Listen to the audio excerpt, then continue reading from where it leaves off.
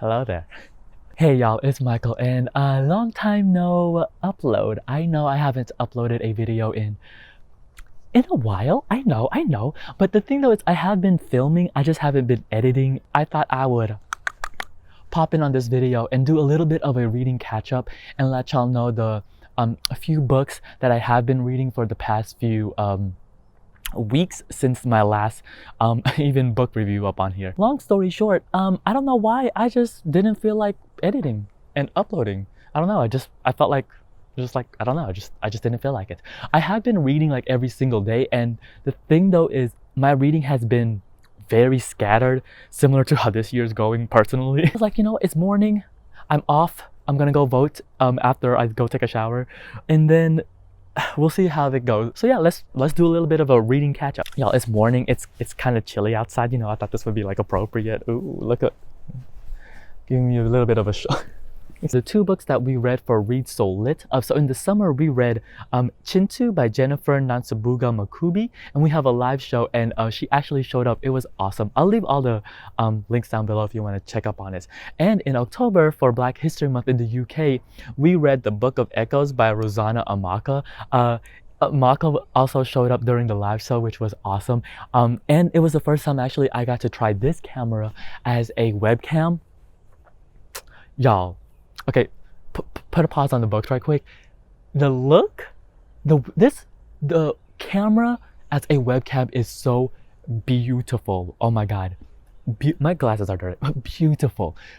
Oh my, it wasn't even in like 720p, and I was like, wow, just the way it okay, this is a little bit of a camera talk, but the way it handles dynamic range even at that low of a resolution, I was like, wow. Maybe I'll do more live shows from now on. So I enjoyed both books. Chintu, I think, is probably one of my favorite books I read this year. I just love the sprawling aspect of it, and just the epicness of it, and the ambition. I was like, wow, this is good. The Book of Echoes I did like also.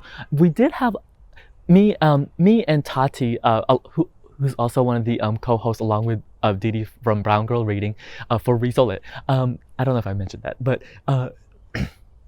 see, this is why I probably shouldn't do videos in the morning. I feel like I'm scatterbrained. Yeah, the Book of Echoes, we did like it. Me and Tati were basically on the same page. And then another book that I didn't talk about, and I tried to read like Filipino books for the Wikathon. It's a readathon for like to uplift and talk about Filipino authors, but I didn't get a chance to talk about it. I only read one book from that TBR. The book that I did finish was Patron Saints of Nothing by Randy Ribe. Yeah, it's probably Ribe. This I really enjoyed. I think this will be one of my favorite books of the year. I just thought it was really good. It's basically about the main character Jay, and it also really explores about the presidency in the Philippines going on right now. I thought it was such a great, not even just like a YA novel, I just thought it was a good novel in general. Especially if you don't know that much about the politics and going on in the Philippines. And one thing that I really admire is the ending. And that's because Ribe decides to do something with one of the characters, and I just like, wow. Because since this is essentially aimed at young adults, I thought that the decision to do something to that character, I was like, oh wow. Because growing up as a teenager, you see the world is in black and white. You see good versus evil, and there's like literally no in between. But I think as you grow older, you start to realize that things aren't as clear as they are. And I thought it was so bold, really bold, of what Ribe decides to do at the end with a character, because one of the main characters, is because it really changes the dynamics and the conversations that can start from that. I think is tremendous. I was like, oh, this is such a great, I was like, this is a really great novel. I really enjoyed it. If you're interested at all, I would highly recommend it. I just thought it was really, I thought it was good, and it is oozing, y'all. It is oozing of Filipino culture. Like, everything about it is so Filipino. I was just like, wow, this is such a great representation, like, of a novel. The next one I think is if you follow me now, follow me on my social media, like on my Bookstagram, because I update that more than here. Yeah, so follow that. It's probably my favorite book of the year, and it is no surprise if you've been following my Bookstagram, and that's Wizard of the Crow by Gugi Wat Thiong'o. I think this book is a masterpiece. It is 5 stars out of 5. It is stupendous. It is amazing. It is incredible. It's show defying. It is everything I love in a novel. Now, I would never want to be a writer. Like, I don't ever want to be an author. Like, I do not write well at all. But this is a book. It's a book channel. Is one thing that I always admire about an author is I would always want to write like them. This is how I felt reading this book. Like, this is one of those books where I would have loved to write like I would love to write like this. I went into it going really blind, and I didn't know that much about it, but in the end I was just like so blown away. First off, it is so funny. The humor is hilarious because it's so satirical, and there were points in here where I was like, should I be laughing because I'm laughing, and I don't feel that great about it, but at the same time it's like I think it is supposed to be humorous. It is so funny. So this is about a I'm just thinking about all the funny things. This is about a fictional country, Abureria, and it's a country in Africa, and basically they have this leader who wants to build what's called, like, surpass the Tower of Babylon. It's called gates, the stairs to heaven, and basically build a huge structure that goes all the way up to heaven, right? And then the opposing forces from it, and how the Wizard of Crow basically intertwines within all of this. It is done so well. There are so many like hard-hitting topics, like even about like colorism, but it is so insightful, and it was so great. Like everything about this book that is hyped up and like talked greatly about, it is so fantastic. I just loved it. The whole time. And it is one of those books where I always, like a lot of the novels that I love, this book was so much fun to read. Like even the act of reading it was just so much fun. I just was so excited to actually read it because I just knew I was gonna have a good time, even though the topics are like so hard-hitting. Story on here that I did finish is Story of the Eye by George Batia, translated by Joachim Norgenskal. This is an erotica slash surrealism novel, and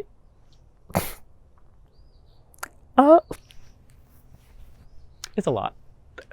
It was a lot, especially the scene at the church. I said,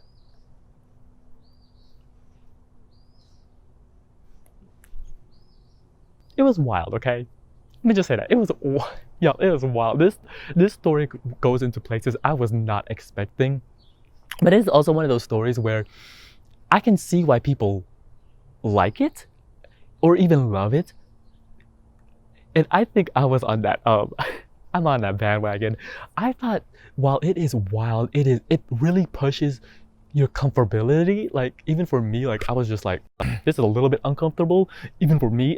What makes it great is just the real surrealism of it all, essentially, like just the bigger, broader theme that it presents, and how it, even though it chooses to present these themes of like sexuality and like even like the symbolisms and what it's truly saying, because the eye is not just the eye. I think it presents it in this way that it was also graspable. Like I really understood it. I think for me what really hindered this novel was the ending. You find out the reasons why he wrote this and like where he got the inspiration from, and I thought that threw me off for a bit, because I was just like, just let me imagine it, like just let me think what I want to think. But even in the end, I was just like, oh, I kind of like it. I don't want to be like book shamed, but I just was like, oh, I like this. So yeah, those are the books that I read in the past few weeks that I haven't really talked about. Good books, great books, fantastic books, masterpiece books. So yeah, there's that. So let me talk about the books that I'm going to be reading in November. Now, I don't know what it is, but in November I am feeling really reading like so I have a really ambitious TBR. Those videos will come, I promise you, because I am determined. I don't know what it is this month. I'm just like rearing to go. I am really determined. I am participating in Nonfiction November, and the 4 books that I chose, one of them is 915 pages. I don't know why I thought about it, but I don't know. I just wanted to read it. I'll put the picture here. It's because last year during this time, I read The New Negro, the Life of Alan Locke by Jeffrey C. Stewart. And that book, I loved. I think it was like my favorite novel of last year. And I wanted to attack this novel, Frederick Douglass, because like I'm finding out that I really enjoy like history, long biography nonfiction. So yeah, I'm participating in that. I'm reading 4 books. So yeah, I'm also back on my short fiction kick because the Book of Dragons, I had to return it, so I'm putting a pause on like the editing of it, and I'm hoping to get it back soon. But yeah, currently right now I'm reading Florida by Lauren Groff. I've seen this short story collection go around on like top books, like top short story collection type of list, and I can see why. The stories so far that I read from it, I was like, oh, okay. And listen, if you are making a list and you put Ted Chiang in it and then you put this one, okay, I have high expectations, okay? Because Ted Chiang, if you're watching this, I hope you are doing well. I hope you are healthy, and I hope you are writing, because we need another short story collection from you. Please, please. So yeah, I'm reading that. Oh, the nonfiction that I'm currently reading right now, that video will come soon. But right now, I am reading Walking with the Wind, a memoir of the movement by John Lewis with Michael Dorso. This is a chunker also of a novel. It is over 500 pages. It is huge. It is huge. I bought this copy at Goodwill, actually, the copy that I have. And I've been meaning to read it for years. It's so big, but I'm really enjoying it so far. I was like, oh, this is good. Now, Michael Dorso, in case that name sounds really familiar to you, he's famous. His most known work, I believe he wrote the novel about Rosewood, which the movie was based on. So if you don't, that's where that's from. And this book is pretty old. I believe it was published in 1999. So I'm also interested to see, like, within the lens of 2020, like looking at this nonfiction, this memoir, how it's going to be a little bit different now looking at it in 2020. And I thought it would be timely since he passed away this year. So I thought that was really interesting. I am also reading like just your general fiction in general. I went to the library's website. I was like, you know what? I haven't read a lot of front-listed novels, so I thought I would, get back into that. And I picked some like short books. The one that I'm reading right now is Weather by Jenny Ofel. I'm reading this in conjunction with another novel because, like, it's funny because she blurbed the other novel and then that author blurbed this novel, and I was just like, whoa! It's a blurb on blurb on blurb on blurb. So I thought I would do that. This book is really different. It's really interesting. I don't know how to feel about it yet, and I'm already halfway through it, and I was just like, okay. So yeah, those are some of the books that I'm currently reading right now. Yeah, I feel really strongly about this month for some odd reason. I just want to catch y'all up on the reading that that's been going on. The next few videos you're gonna see from me, especially the vlogs, are really old. Okay, they're literally from the summer. Like, we are in our bathing suits and there is like a pool. And my sister was still pregnant. So in case you also don't follow me on social media, my sister did have her baby, Serena.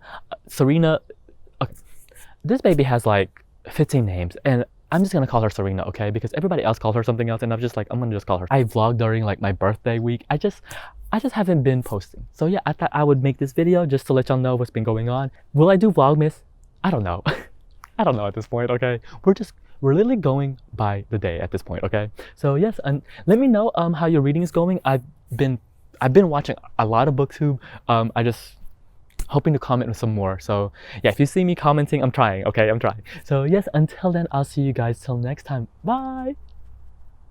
I'm gonna go vote now, yay!